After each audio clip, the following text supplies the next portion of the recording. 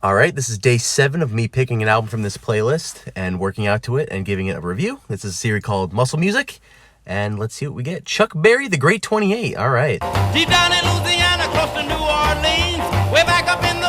All right, we're back from the gym. We did another day of Stairmaster and some ab workouts, so here are my thoughts on Chuck Berry's The Great 28. So this album in this list is kind of cheating because it's not really a fully fledged album. It's more of like a compilation. Given the title The Great 28, it's kind of 28 of his greatest hits in a sense. So keep that in mind as I go through this. Overall, it's not bad. I have a great deal of respect for Chuck Berry for the amount that he pushed rock and roll music in the 50s and 60s and so on.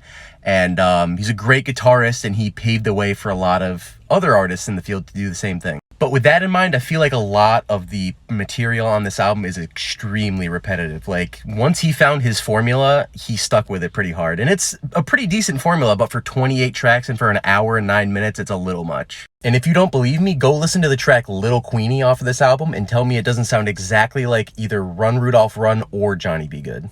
Another trope of this album that I really dislike is the fact that they use like the, oh, she was just 16 kind of lyrical trope that is just so disgusting and stomach churning that I really just can't stand it. And he does it in multiple tracks, like, oh, she was just 17, if you know what I mean. Like, that it's not a good look, especially now. But for what this album provides, I think there are some pretty solid tracks on it. Maybelline, which is the opener on this album, is probably his best track ever. Johnny B. Goode's an absolute classic, made famous from the Back to the Future movies. That's at least what I know it from. As well as No Particular Place to Go, I think is pretty... I know it was one of his more played tracks, but I haven't really listened to it too much, and it was a good listen.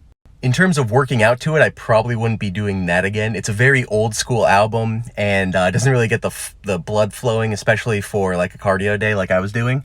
But, you know, it was a decent album, but yeah, not really workout material. I really don't know why this album was chosen to be in the Rolling Stone Top 100 list. I really think they should have gone with an album like Barry Is on Top or St. Louis to Liverpool, but... So given the fact that this album is a compilation and not really a fully fledged out or fully conceived album itself, I'm not really feeling it as much, even though there are a couple decent tracks. In terms of rating it, I'd probably give it like a mid to high 5 out of 10 for me. That's probably where I'm sitting on this one. Like and follow for more, unless this cap gets banned. Goodbye!